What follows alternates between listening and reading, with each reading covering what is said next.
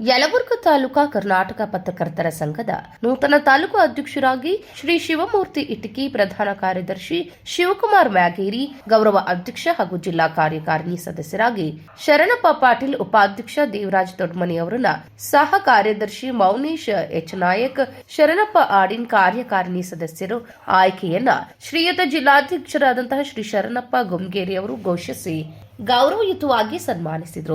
ಈ ವೇಳೆ ರವಿಕುಮಾರ್ ಚಲ್ವಾದಿ, ವೀರೇಶ್ ಸ್ಟ್ಯಾಂಪಿನ್, ಕಾಳಕೇಶ್, ದುರ್ಗೇಶ್ ಅವರು ನೂತನ ಸದಸ್ಯರಾಗಿ ಆಯ್ಕೆಯಾದರು ಹಾಗೂ ಇನ್ನು ಮುಂತಾದವರು ಉಪಸ್ಥಿತರಿದ್ದರು.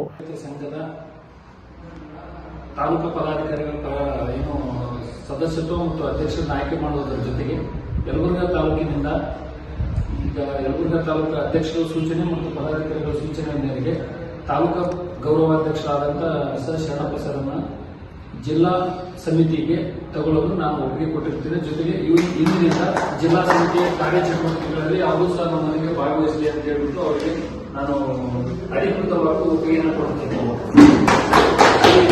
ಜಿಲ್ಲಾ ಸಮಿತಿಯ ಒಂದು ಕಾರ್ಯಚಟುವಟಿಕೆಗಳಲ್ಲಿ news report Mounesh H Nayak, empower news, Koppal.